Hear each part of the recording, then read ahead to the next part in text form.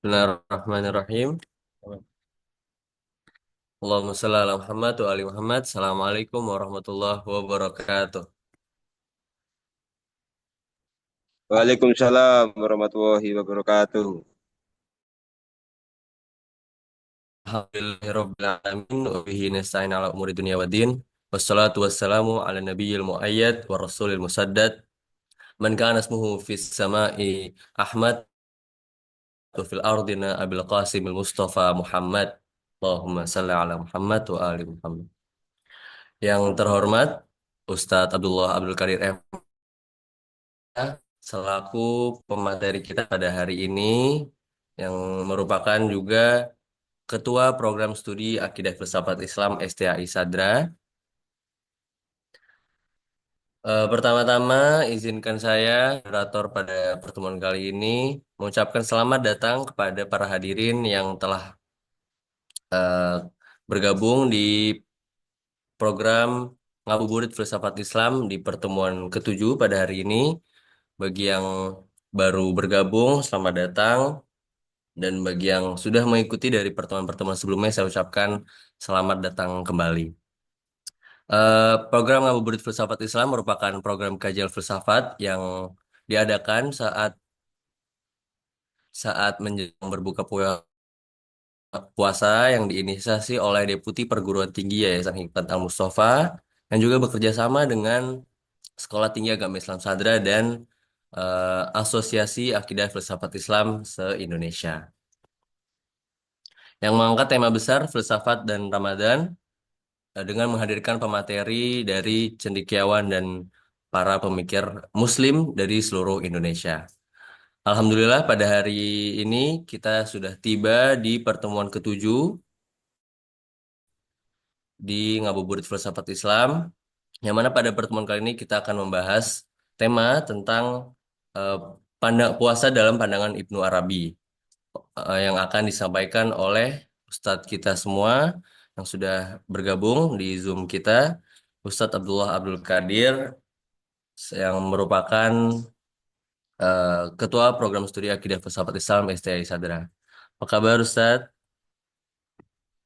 Alhamdulillah. Alhamdulillah. Baik, pada hari ini tema kajian kita pada hari ini adalah puasa dalam pandangan Ibnu Arabi. Ibnu Arabi merupakan tokoh dalam dunia tasawuf yang dikenal dengan pemikirannya yaitu Wahdatul Wujud yang juga melahirkan karya-karya fenomenal seperti Fusus al-Futuhat al-Makkiyah. Baik, tanpa berlama-lama lagi, marilah kita dengarkan dan simak pemaparan materi dari Ustadz Abdullah Abdul Qadir MA. Kepada beliau, waktu dan tempat dipersilahkan.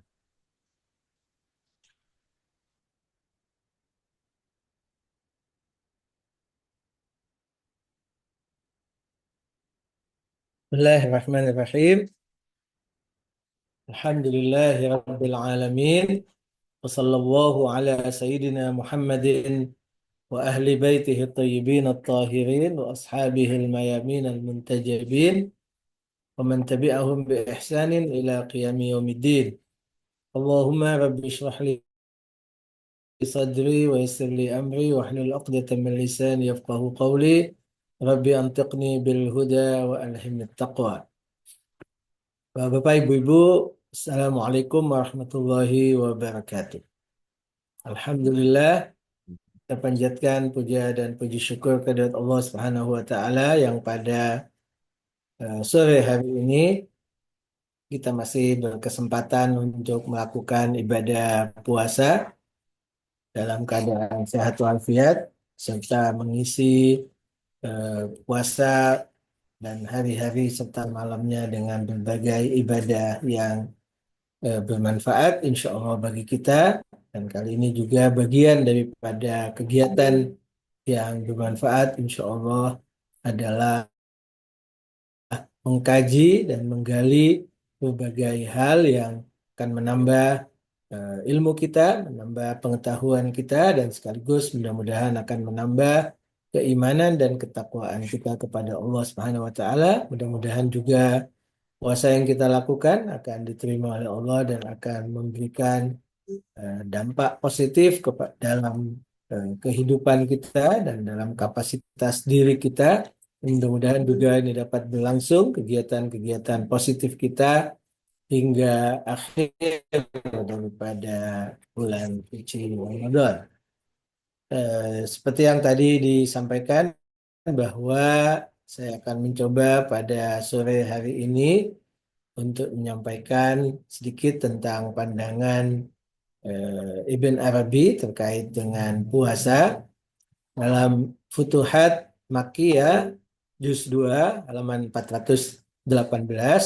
Beliau membahas tentang puasa dengan berbagai hal atau berbagai bagian atau dimensi, tapi beliau memulainya dengan sebuah hadis Nabi Muhammad Sallallahu Alaihi Wasallam yang masyhur, yang dikenal, dan mungkin dari berbagai jalur hadis tersebut diriwayatkan, yang intinya bahwa puasa adalah berbeda dengan berbagai amalan dan berbagai ibadah lainnya. Puasa punya ciri khas, puasa adalah unik, satu-satunya yang berbeda dengan berbagai ibadah lainnya. Karena itulah kemudian dalam hadis disebutkan bahwa hadis yang diriwayatkan dan disebutkan sebagai hadis qudsi, yaitu Allah Subhanahu wa taala berfirman, kullu amal ibni adam lahu illa siyam fa innahu li wa ana ajzi bihi atau wa ana ujza bihi, sesuai dengan bacaan yang berbeda. Wasiyamu junnatun fa idza kana yaumu saumi ahadikum fala yarfathu yawma idzin wala yaskhabu fa in sabahu ahadun aw qatalahu falyaqul inni mru'un shaimun inni shaimun ila akhir hadis. Dalam bukunya Futuhat Makkiyah, Ibn Arabi menjelaskan bahwa hadis tersebut memberikan pemahaman kepada kita bahwa puasa adalah berbeda dengan berbagai ibadah lainnya. Yang pertama, perbedaan itu adalah bahwa puasa adalah sebuah ibadah yang bersifat negatif, dalam artian dia adalah bukan sebuah pekerjaan, tetapi justru adalah meninggalkan pekerjaan, meninggalkan makan, minum, dan berbagai hal lainnya. Dalam semua tingkatan puasa, maka puasa adalah merupakan sebuah hal yang harus kita hindari, hal yang kemudian kita sebut dengan tidak. Artinya dalam puasa itu kita memulai niat puasa untuk kemudian menahan diri, yang dalam bahasa Arab disebut dengan imsak, menahan diri untuk tidak makan, tidak minum, tidak melakukan hal-hal yang membatalkan puasa, paling tidak dalam tingkat yang paling rendah, dan kemudian kita tingkatkan dengan puasa yang lebih, yaitu juga meninggalkan semua apa yang tidak diridhoi oleh Allah Subhanahu wa taala dengan mata, telinga, hidung, dan seterusnya, dan sampai kepada tingkat yang paling tinggi bahwa mengosongkan diri, mengosongkan hati, mengosongkan konsentrasi kita daripada selain Allah Subhanahu wa taala. Dalam ketiga tingkatan tersebut, puasa adalah merupakan sebuah ketiadaan tindakan,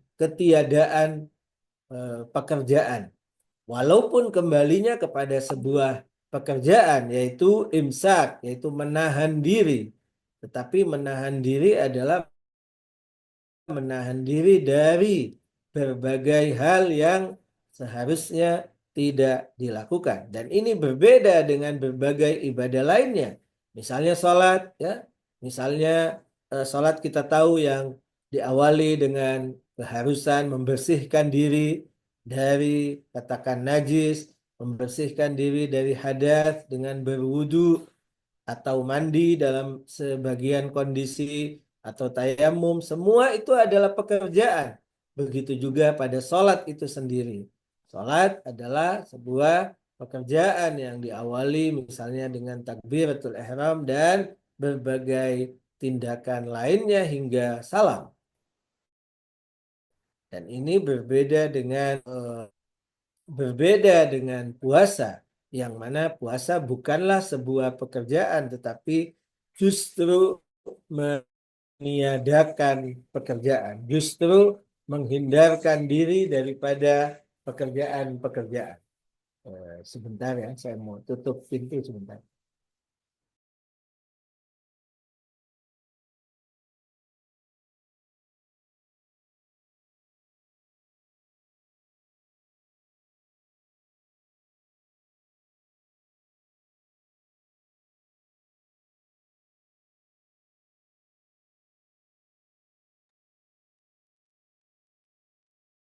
Ya, jadi itu adalah penjelasan yang pertama bahwa puasa merupakan sebuah keunikan di mana dalam hadis juga disebutkan bahwa dia adalah berbeda dengan yang lainnya adalah dari sisi bahwa puasa merupakan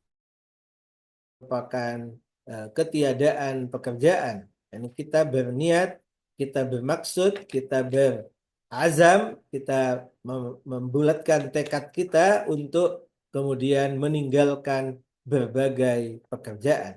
Itu yang pertama, dan yang kedua, sebagaimana disebutkan oleh Ibn Arabi dalam tadi kitab Futuhat Makkiyah juz 2 halaman 418 bahwa sebagaimana Allah Subhanahu wa taala yang memiliki sifat laisa kamitslihi syai'un, bahwa Allah tidaklah sama dengan atau tidak ada yang menyamai Allah Subhanahu wa taala. Tidak ada yang menyamai Allah Subhanahu wa taala sesuatu apapun, maka begitu juga puasa adalah tidak sama dengan ibadah lainnya. Karena ibadah lainnya adalah pekerjaan, melakukan berbagai tindakan, ya. Baik itu seperti tadi saya sebutkan sholat dengan berbagai mukaddimahnya, dan juga katakan zakat, haji, amar ma'ruf nahi mungkar dan seterusnya, itu adalah berbagai tindakan yang dilakukan. Ibadahnya adalah terdiri dari unsur tindakan, tetapi justru puasa adalah ketiadaan. Itu adalah sama dengan Allah Subhanahu wa taala dari sisi bahwa Allah juga tidak sama dengan yang lainnya, tidak ada yang menyerupai Allah Subhanahu wa taala, sehingga disebutkan dalam ayat Al-Qur'an adalah laisa kamitslihi syai'un. Maka begitu juga puasa tidaklah menyamai atau tidaklah sama dengan yang lainnya. Yang ketiga, dari penjelasan beliau mengatakan bahwa puasa adalah eh, disejajarkan dari beberapa sisi, tentu dengan beberapa makna dengan Allah Subhanahu wa taala. Selain apa yang tadi disebutkan, puasa juga dalam hadis disebutkan adalah hendaknya puasa itu menjadi wiqayah. Puasa itu menjadi sebuah tameng kita. Wasiyamu junnatun. Seperti dalam hadis yang tadi kita baca. Puasa itu adalah menjadi tameng, menjadi sebuah yang menghalangi kita untuk masuk neraka. Apa maksudnya? Bahwa seharusnya puasa itulah yang kemudian bisa mencegah seseorang untuk bisa terjerumus ke dalam neraka. Karena dengan puasa itu orang akan menghindarkan berbagai hal yang menyebabkan murka Allah.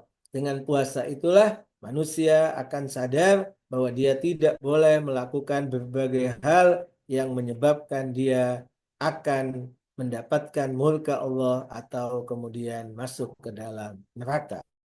Sehingga itulah makna daripada junna, makna bahwa dia adalah sebagai taming, makna bahwa dia adalah sebagai sesuatu media untuk menyelamatkan kita dari api neraka. Kalau kita mau melakukan sesuatu, maka ingatlah bahwa sesuatu itu akan menjerumuskan kita ke dalam neraka atau tidak. Dengan kata lain adalah sesuatu yang bertentangan dengan puasa kita. Sehingga kalau kita ingin melakukan sesuatu dan dia bertentangan dengan puasa kita, maka berarti kita harus hindari supaya kita terselamatkan dari api neraka. Dan itu juga adalah yang disebutkan dengan ketakwaan kepada Allah Subhanahu wa taala. Ketakwaan kepada Allah lah yang akan menghantarkan kita kepada untuk terselamatkan dari api neraka atau tidak sampai kemudian terjerumus untuk melakukan berbagai hal yang menyebabkan kita untuk masuk ke dalam neraka. Sehingga padan sama antara bahwa hendaklah kita bertakwa kepada Allah dengan hendaklah kita jadikan puasa sebagai bagian, sebagai media untuk kemudian menyelamatkan kita. Kenapa kita harus bertakwa kepada Allah? Supaya kita selamat dari api neraka. Maka begitu juga, waspadalah, ingatlah, sadarlah bahwa kita sedang berpuasa. Dan kemudian sesuatu yang akan kita lakukan itu bertentangan dengan makna puasa, hakikat puasa, maka itu artinya dengan puasa itulah kita akan menjadi junnah, kita akan terselamatkan daripada api neraka. Itu beberapa kesamaan yang disebutkan oleh beliau, oleh Ibn Arabi dalam kitabnya antara yang menjadi keunikan puasa berbeda dengan ibadah lainnya. Saya ingin lebih menitik beratkan kepada poin yang pertama yang tadi disebutkan bahwa puasa itu berbeda karena dia adalah merupakan sebuah peniadaan atau tidak melakukan hal yang negatif yang berbeda dengan lainnya, dengan ibadah lain yang biasanya ibadah lainnya adalah positif, yakni melakukan. Mungkin kalau kita mau merenung bahwa semua eh, agama itu dalam hal khususnya syariat yang kemudian tentu syariat itu punya implikasi dan punya efeknya terhadap kapasitas diri, terhadap bagaimana kesempurnaan jiwa dan kesempurnaan diri manusia, dan dia juga punya implikasinya pada hal-hal lain.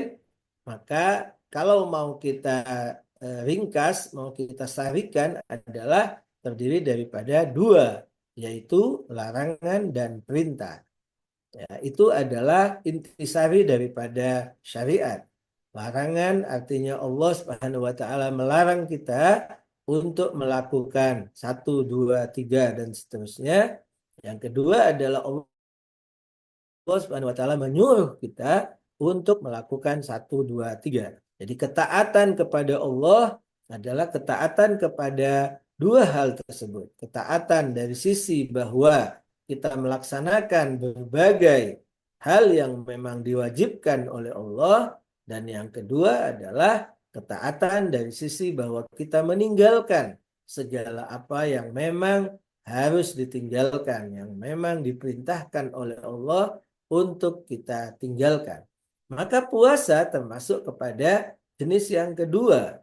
Puasa termasuk kepada di mana walaupun dia adalah perintah untuk melakukan puasa, tetapi pada hakikatnya melakukan puasa itu adalah sebuah imsak, sebuah menahan diri, sebuah mencegah diri untuk kemudian melakukan berbagai hal yang bertentangan dengan puasa, dan itulah yang termasuk kepada yang kedua, yakni bahwa dia adalah negatif.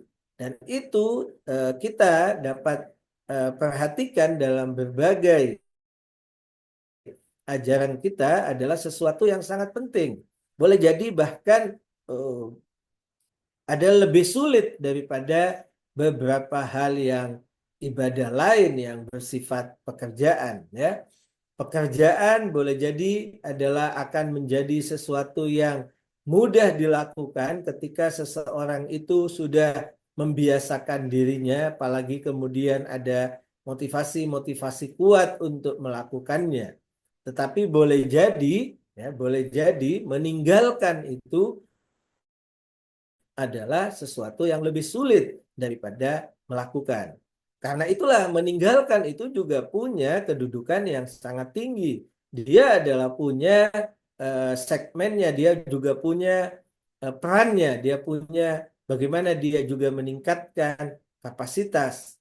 Makanya misalnya bahwa diri kita manusia ketika dia berkembang, ketika dia sesuai dengan kajian filsafat, khususnya muladzaah, bahwa jiwa kita, diri kita itu akan mengalami apa yang namanya dengan pergerakan, harakah jauhariyah, pergerakan esensial pada diri manusia, maka diri manusia tersebut adalah bisa untuk berkembang tidak melulu hanya dengan melakukan, dengan kegiatan, dengan sebuah aktivitas yang kita sebut dengan katakan ibadah, mentaati perintah-perintah Allah untuk melakukan berbagai hal yang akan menjadi sebab peningkatan kualitas, peningkatan diri kita.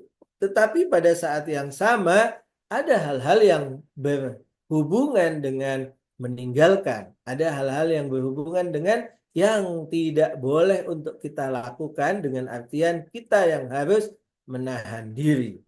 Katakan bahwa kita mungkin sering mendengar atau sebuah hadis yang masyhur bahwa Nabi Muhammad Sallallahu Alaihi Wasallam menjelaskan kepada para sahabatnya, misalnya bahwa setiap ungkapan yang keluar dari mulut kita, setiap bacaan yang keluar dari mulut kita, entah itu bacaan tasbih, tahlil, misalnya bacaan subhanallah, bacaan la ilaha illallah, dan berbagai bacaan lainnya, itu tidaklah sia-sia.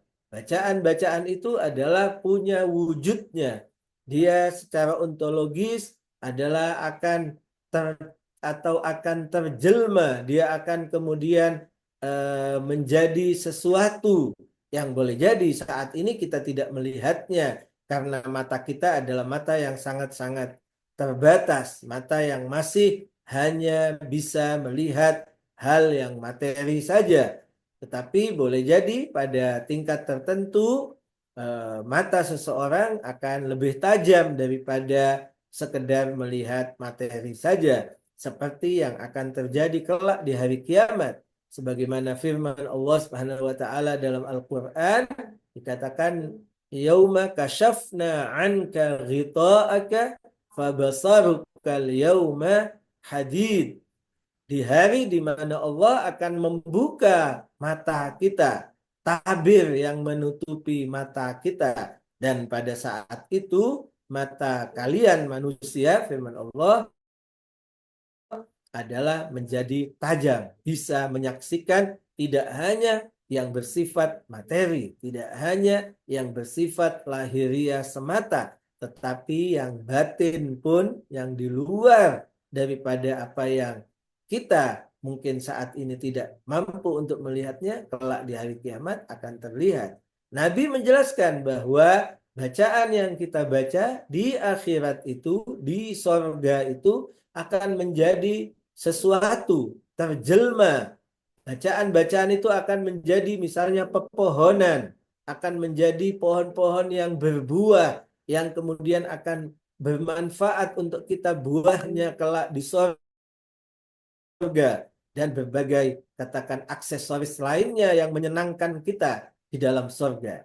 Maka sahabat ketika mendengar Nabi menjelaskan tentang peran, fungsi, atau faedah kalimat at-thayyibah, bacaan-bacaan yang baik itu, sahabat mengatakan, kalau begitu wahai Rasulullah, sungguh banyak sekali simpanan yang kita baca yang kemudian akan menjadi pepohonan, buah-buahan, ataupun hal-hal yang menyenangkan lainnya di surga.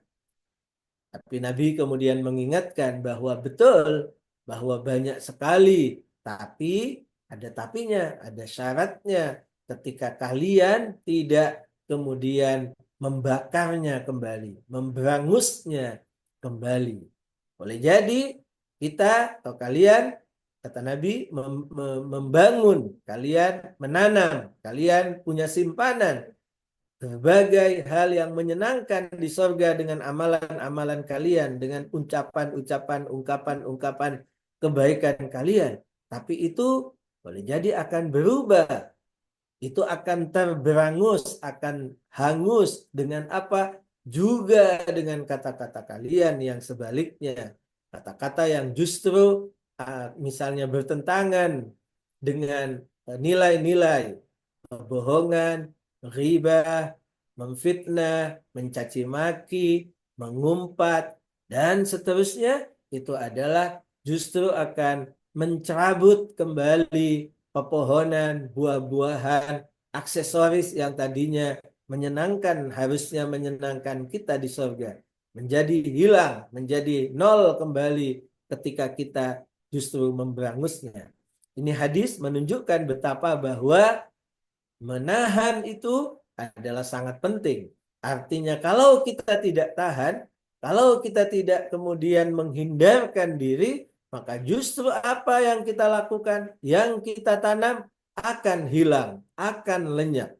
Dan ini juga adalah ini juga yang disebutkan oleh misalnya Al-Imam Al-Khumaini ketika beliau menjelaskan tentang sholat, ketika beliau menjelaskan tentang hal-hal yang harus diperhatikan ketika sholat, ya, beliau dalam kitabnya Tahrir Al-Wasilah, sebuah kitab fikih fatwa Imam Khomeini, beliau menyebutkan ada 6 muqaddimah seseorang untuk melakukan sholat.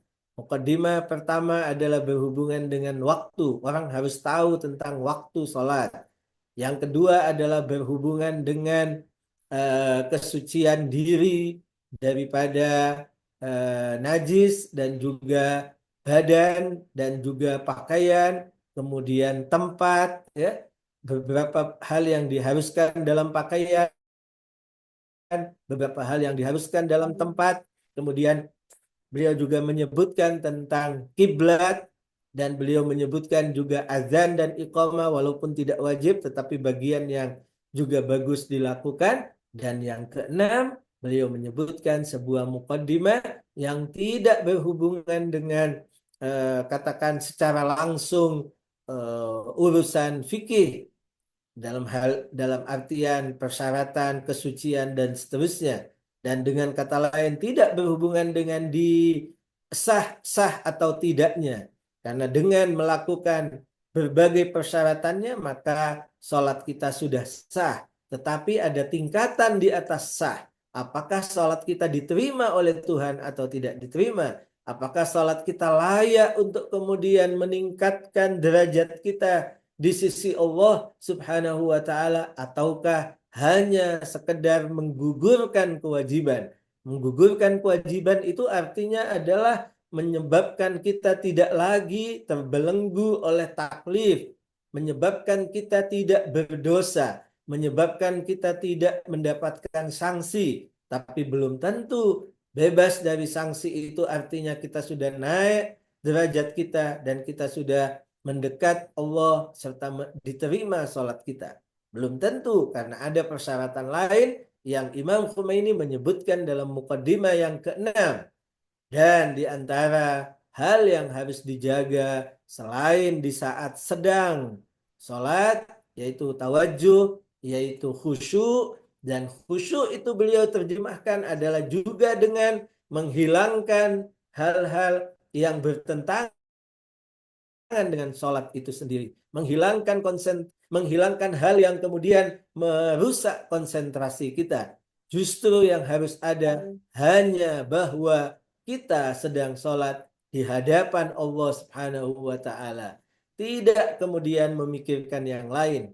Dicatat bahwa kesempurnaan sholat di sini adalah juga dengan negatif, yakni dengan hal menghilangkan, bukan dengan sebuah pekerjaan. Dan kemudian imam juga menyebutkan setelah sholat juga ada hal-hal yang harus diperhatikan sehingga sholat kita diterima. Beliau mengatakan, wa yanbaghi lahu aidan an yabdzula juhdahu fit tahadzuri an mawani'il qabul. Dan setiap kita seharusnya berusaha sekuat tenaga untuk tidak melakukan hal-hal yang menyebabkan tercegahnya dikabulkan sholat kita. Dengan kata lain, ada hal-hal yang harus kita hindari. Ingat, hindari bukan kita lakukan. Dan menghindarkan diri dari beberapa hal itu menyebabkan sholat kita diterima. Kalau kita tidak menghindarkan diri dari beberapa hal ini, maka sholat kita tidak diterima oleh Allah. Karena ini akan menjadi pencegah sholat kita diterima. Apa itu? Imam menyebutkan pertama adalah al-ujub minal ujubi, yaitu sifat membanggakan diri, menganggap diri adalah lebih lebih afdal, lebih mulia, lebih dari yang lainnya dan seterusnya. Yang kedua wal hasad, yaitu sifat iri, sifat tidak ingin orang lain mendapatkan sebuah kebahagiaan, keberuntungan, dan kita menginginkan itu tidak ada padanya. Wal kibri, dan sifat kesombongan. Wal ghibati, dan yang keempat adalah melakukan gosip, ghibah, menceritakan keburukan orang lain. Dan yang kelima, menahan kewajiban yang harus kita keluarkan dari harta kita berupa zakat, humus, ataupun yang lainnya. Itu semua adalah menurut Imam Khomeini tentu berdasarkan riwayat adalah menjadi pencegah seseorang untuk diterima sholatnya. Yang menjadi perhatian saya adalah bahwa dalam hal ini juga adalah sesuatu yang negatif, sesuatu yang harus kita hindari. Jadi penting sekali bahwa puasa adalah bagaimana melatih kita untuk bisa kita menahan diri. Tidak melakukan hal-hal yang negatif, hal-hal yang bertentangan dengan puasa itu sendiri. Dan justru dengan meninggalkan hal-hal tersebut, kita akan naik kapasitas kita, akan naik derajat kita. Disitulah kita akan meraih ketakwaan. Hal yang mungkin jarang mendapat perhatian banyak orang ketika ingin menaiki tangga-tangga kesempurnaan. Sebagian orang hanya memfokuskan kepada bagaimana dia melakukan berbagai aktivitas ibadah, entah itu sholat sunnah, entah itu baca Quran, entah itu doa, entah itu sedekah, entah yang lain. Itu adalah bagus, itu adalah penting, itu adalah persyaratan yang juga harus ada. Tidak mungkin akan naik derajat kita, tidak mungkin akan kita raih ketakwaan, kedekatan dengan Allah, liqa'ullah, perjumpaan dengan Allah tanpa melakukan itu semua. Semua itu adalah persyaratannya. Tetapi jangan lupa, itu tidak cukup. Ada persyaratan lain yang juga harus kita lakukan, yaitu menghindarkan diri, mencegah diri untuk melakukan berbagai keburukan yang dalam puasa ini kita dilatih untuk meninggalkan dari yang paling kecil, makan, minum, sesuatu yang biasa kita lakukan dalam keseharian kita, tapi kita dilatih untuk meninggalkannya. Makan, minum pada waktu tertentu, dan juga beberapa hal yang membatalkan puasa, juga kemudian beberapa hal yang harus kita hindarkan dengan mata kita, dengan hidung kita, dengan mulut kita, dengan telinga kita, dengan tangan kita, dengan kaki kita, semua harus kita puasakan. Artinya kita cegah, kita tahan untuk melakukan hal-hal yang bertentangan dengan puasa, bertentangan dengan keridhaan Allah, bertentangan dengan yang akan meningkatkan derajat kita di hadapan Allah Subhanahu wa taala. Dan yang tingkat yang paling tinggi yang ketiga adalah mengosongkan diri dari segala yang kemudian menyebabkan kita lalai dari Allah Subhanahu wa taala. Itulah tingkat yang paling tinggi yang juga adalah merupakan bagian daripada kita meninggalkan, kita mencegah diri.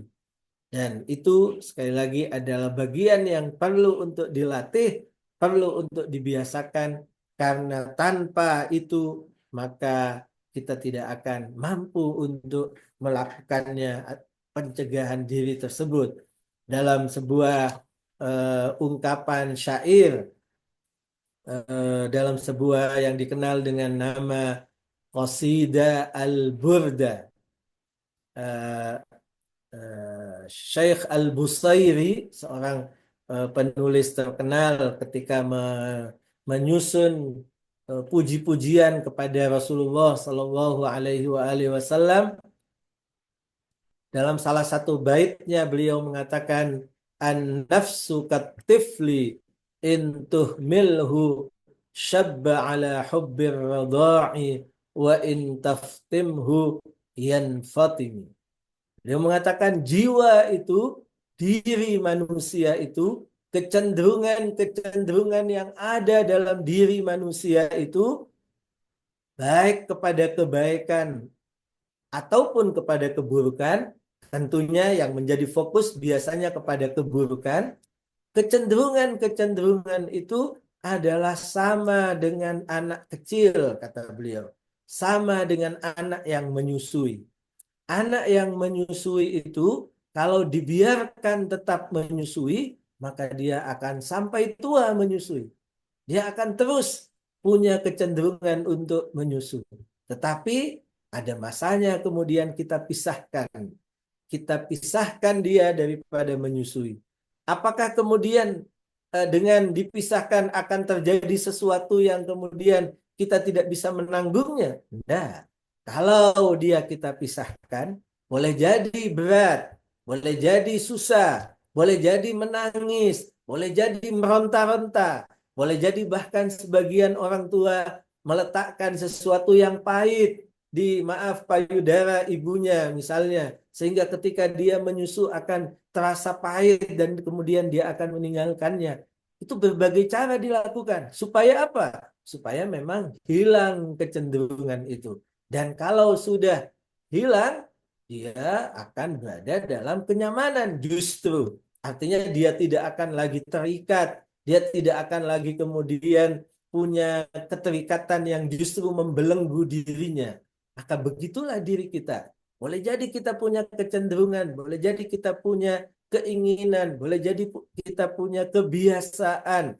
Tapi kebiasaan itu bisa untuk dihilangkan, bisa untuk dihindarkan, bisa untuk kemudian kita buang jauh-jauh. Dan salah satu latihannya adalah puasa. Boleh jadi pahit memang, mulut kita pahit dengan puasa. Dan mulut kita boleh jadi ketika ingin berbohong, kita tahan. Rasanya gatal mulut kita untuk tidak berbohong misalnya. Kita ingin berbohong. Atau kita ingin untuk membicarakan kejelekan orang lain. Tetapi dengan puasa kita tahan. Dengan ingat bahwa sadar bahwa ini puasa kita menahannya. Dan juga dengan kesadaran bahwa hal-hal yang kita ungkapkan itu tidak sia-sia hilang. Dia akan ada. Dia akan menjelma. Dalam filsafat pun bisa dibuktikan bahwa segala sesuatu itu akan mewujud. Apalagi dengan berbagai ayat dan riwayat, kita akan bisa memahami bahwa itu semua adalah berlaku, bahkan hukum sebab dan akibat. Kita tidak hanya memiliki hukum sebab akibat dalam dunia materi yang kita saksikan dengan mata kita ketika ada api dan ada kertas yang dalam keadaan kering dan kertasnya didekatkan dengan api, terjadilah kebakaran. Itulah kita sebut bahwa ini api adalah sebab dan kemudian terbakarnya kertas adalah akibat. Itu kita pahami dengan filsafat kita, dengan ilmu filsafat. Tetapi juga kita harus sadar bahwa di alam sana juga ada hubungan antara sebab dan akibat yang boleh jadi akal kita tidak mampu, tetapi disebutkan, diberitakan dalam berbagai keterangan baik ayat Al-Quran ataupun misalnya hadis-hadis Nabi Muhammad Sallallahu Alaihi Wasallam atau Ahlul Bait, keluarga Rasulullah, pimpinan para imam setelah Rasulullah Sallallahu Alaihi Wasallam.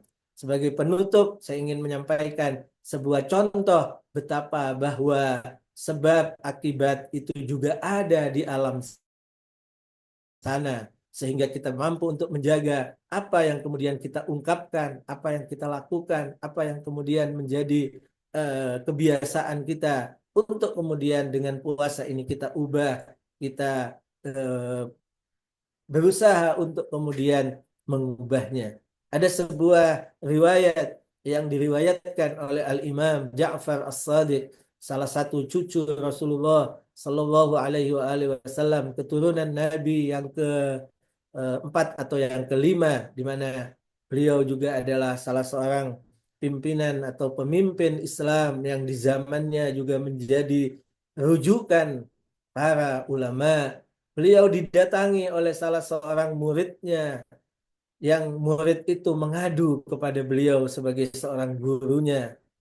Murid itu mengatakan kepada beliau bahwa aku mendengar, aku membaca ataupun aku mendengar berbagai keutamaan yang disebutkan bagi orang yang melakukan sholat malam atau sholat tahajud. Pahala besar, berbagai faedah, kedudukan di sisi Allah, dan seterusnya. Tapi murid itu mengatakan kepada Imam Ja'far Shadiq, wahai Imam, tetapi aku betul-betul ingin melakukannya. Aku sudah tekad untuk melakukannya. Tapi pertanyaannya, mengapa aku tidak bisa melakukannya? Murid ini curhat kepada imam yang boleh jadi juga kita alami. Kalau bahasa saya juga mengalami bahwa misalnya kita sudah niat sebelum tidur kita pasang alarm untuk bisa bangun katakan jam 3 atau jam 4 sebelum azan subuh untuk bisa melakukan salat malam atau salat tahajud sebelum subuh. Kalau bulan-bulan Ramadan atau hari Ramadan sahur juga, tapi di luar Ramadan misalnya tidak puasa, tapi untuk melakukan sholat malam, saya sudah pasang alarm. Mungkin 2 alarm saya pasang. Saya pasang jam alarm, saya pasang handphone misalnya alarm. Tapi di saat alarm itu bunyi, saya bangun. Dan kemudian alarm itu kita matikan. Dan kemudian tidur lagi. Mana tekad yang tadi ingin melakukan sholat malam? Kenapa saya tidak bisa, wahai imam? Kenapa seolah diri saya terbelenggu untuk melakukan sebuah pekerjaan baik yang itu sudah ada tekadnya, sudah ada niatnya. Imam kemudian mengatakan, anta rajulun qad qayyadatka dzunubuka. Imam mengatakan engkau adalah orang yang sudah terbelenggu dengan dosa-dosamu. Dengan ungkapan lain bahwa kalau kamu malam ini atau tadi malam tidak bisa melakukan sholat tahajud, tidak bisa mendapatkan taufik dari Allah Subhanahu wa taala untuk melakukan sholat tahajud, maka yang harus introspeksi adalah diri Anda. Introspeksi, lihatlah apa yang dilakukan pada siang hari. Engkau, kata Imam, adalah orang yang sudah terbelenggu oleh dosa. Ini menunjukkan betapa bahwa di alam sana, di alam yang kita tidak saksikan itu juga berlaku sebab akibat sebagaimana di alam materi kita. Karena itu penting untuk kemudian kita introspeksi diri, kita lihat apa yang harus kita lakukan, apa yang harus kita hindarkan, Karena semua akibatnya adalah kembali kepada kita. Semua akibatnya untuk semakin kita taat sebagai bagian dari akibat, atau justru semakin kita mundur, semakin justru kita jauh, semakin justru kita tidak mampu untuk melakukan ketaatan, itu juga akibat dari perbuatan-perbuatan kita. Demikian yang dapat saya sampaikan. Mudah-mudahan ini akan bermanfaat khususnya bagi diri saya dan bagi yang lain. Kurang lebihnya mohon maaf. Untuk sementara saya tutup dengan wabillahi taufiq wal hidayah. Wassalamualaikum warahmatullahi wabarakatuh. Waalaikumsalam warahmatullahi. Terima kasih banyak Ustadz atas pemaparan materinya yang semoga bisa menjadi refleksi bagi kita semua. Selanjutnya adalah sesi tanya jawab di kolom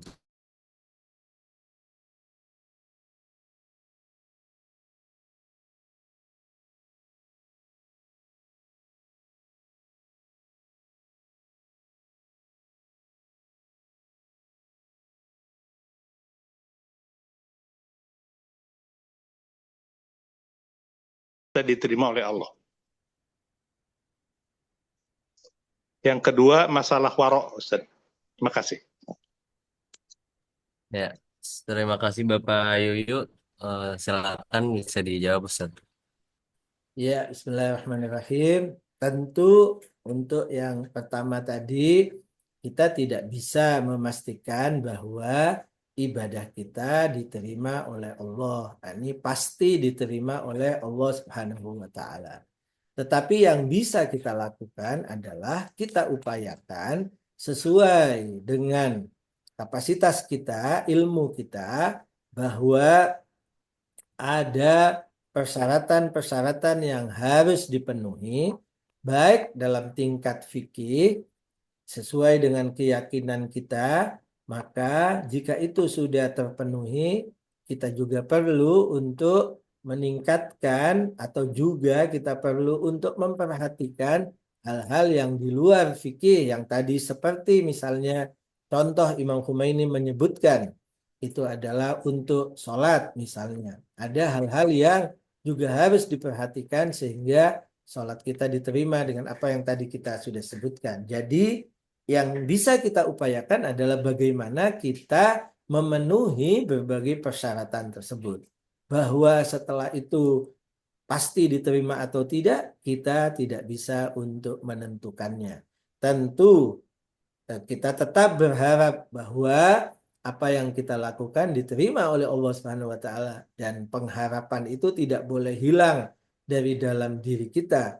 Itulah yang disebut adanya kondisi di mana seseorang harus selalu berharap tapi juga harus selalu waspada sehingga berada dalam kondisi balance, tidak terlalu berharap sehingga kemudian menjadi manja, menjadi kemudian melakukan tidak terkontrol, sebaliknya juga tidak kemudian terlalu takut sehingga kemudian berada pada pesimisme, boleh jadi bahkan putus asa, boleh jadi setan justru akan mendorong kita untuk meninggalkan ibadah karena boleh jadi bisikan setan adalah untuk apa?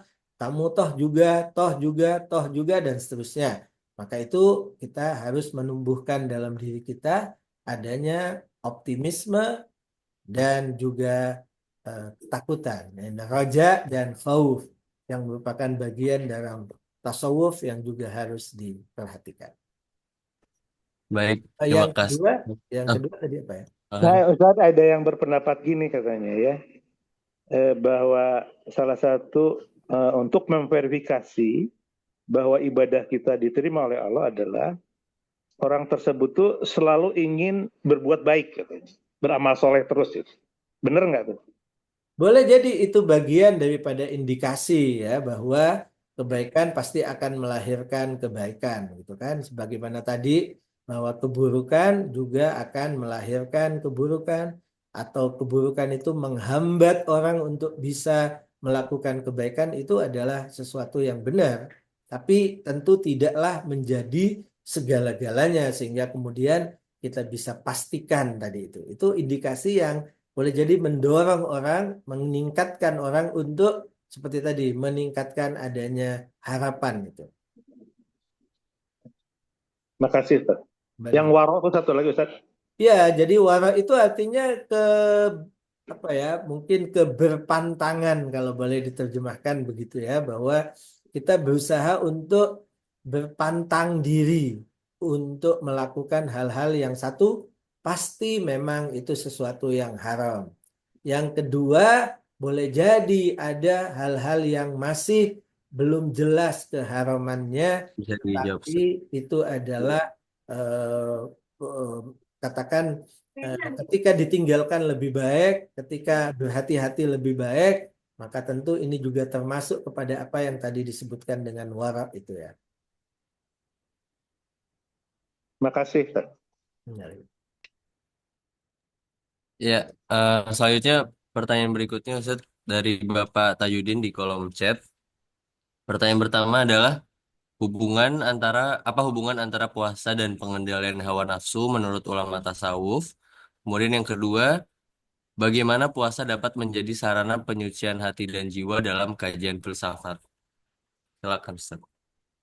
Ya, jadi untuk yang pertama tadi mungkin eh, tentu kita sudah singgung sebagiannya paling tidak bahwa puasa di mana kita dilatih untuk menahan makan dan minum, artinya kita tidak makan, tidak minum, maka juga kita dilatih untuk meninggalkan segala keburukan, meninggalkan segala maksiat dan dosa, sehingga kemudian dengan kebiasaan meninggalkan hal-hal yang buruk, maka kita akan meningkat, diri kita akan berada dalam tingkatan takwa, dan itulah manusia yang kemudian menaiki tangga-tangga kesempurnaan. Itu kira-kira dalam tasawuf ya. Kemudian dalam filsafat bahwa khususnya filsafat seperti Mula Sadra yang meyakini bahwa setiap diri itu adalah tidak diam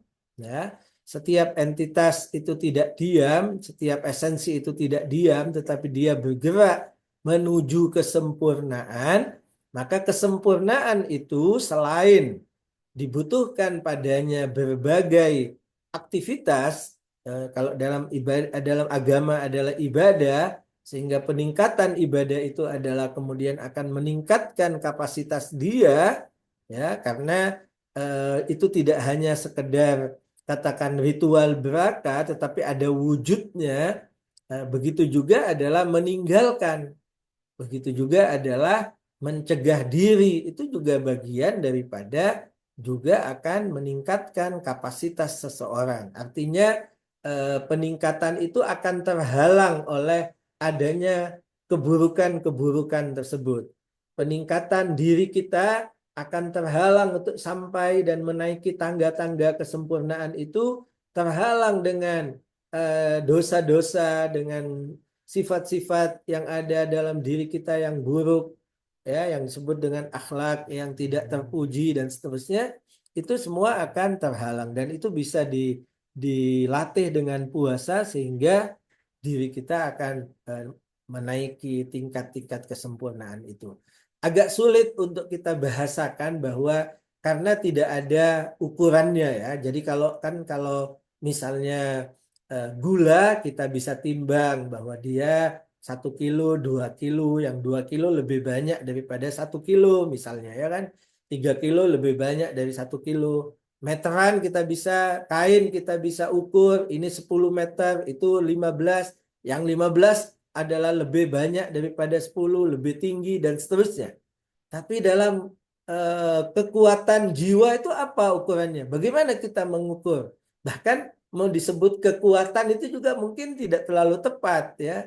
Bahwa diri kita lebih kuat misalnya. Diri kita lebih besar. Langsung orang pikirannya kepada besar materi. Padahal tidak, bukan itu. Tapi sebagai sebuah contoh mungkin saya ingin mendekatkan katakan dalam peristiwa Isra Mi'raj Rasulullah Shallallahu Alaihi Wasallam yang itu hadisnya dinukil oleh berbagai kalangan dari berbagai jalur, dikatakan bahwa Nabi katanya ketika ditemani oleh malaikat Jibril alaihi salam ditemani perjalanan Isra dan kemudian Mi'raj itu dari satu tingkatan ke tingkatan yang lain sampai di satu tempat, sampai di satu tingkatan, lebih tepat disebut tingkatan bukan tempat ya, sampai di sebuah tingkatan, kemudian malaikat Jibril mengatakan kepada Nabi untuk melanjutkan perjalanan. Nabi katanya bertanya kepada malaikat Jibril dengan bahasa yang saya ubah, loh, Anda meninggalkan saya di tempat yang saya tidak tahu, wahai malaikat Jibril. Betapa teganya kamu meninggalkanku. Nah, kemudian katanya malaikat Jibril mengatakan, wahai kekasihku Rasulullah, aku bukan meninggalkanmu. Dan ini bukan kehendakku untuk meninggalkanmu. Tetapi kalau aku maju, kurang lebih begitu kata-katanya. Lau qadimtu an mulatan lah taraktu, katanya. Andaikan aku maju, kalau bahasa Indonesia kita bilang apa satu jengkal gitu ya, itu sudah pendek sekali. Tapi dalam hadis itu disebut anmulatan. Yang saya pahami satu jari. Kalau saya maju satu jari saja, maka saya akan terbakar. Lah taraktu. Diri saya akan terbakar. Artinya saya tidak sanggup untuk melewati ke alam berikutnya, ke tingkatan berikutnya. Itu sudah bukan bagian saya. Kapasitas saya sampai di sini saja. Anda, wahai Rasulullah yang berhak untuk melanjutkan perjalanan.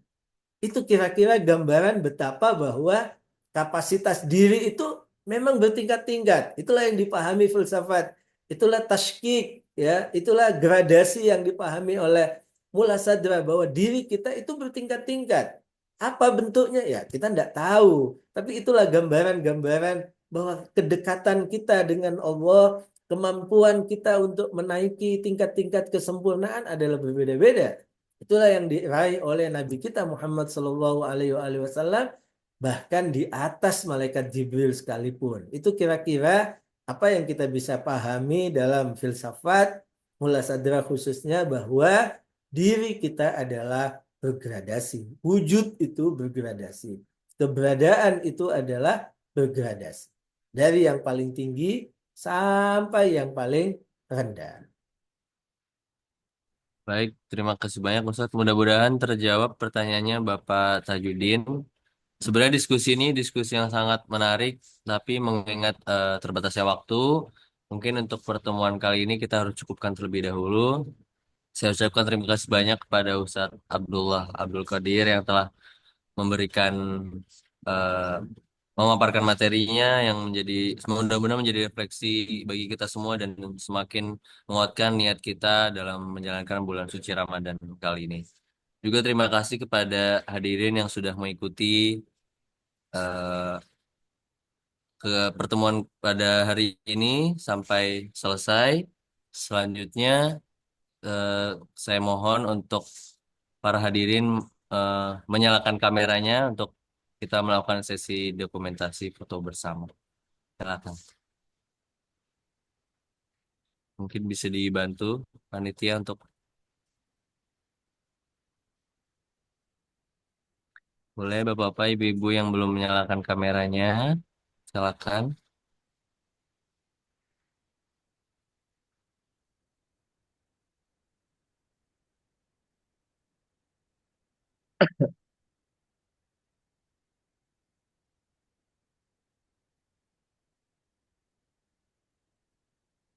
Baik, kalau gitu eh, kita foto bersama terlebih dahulu.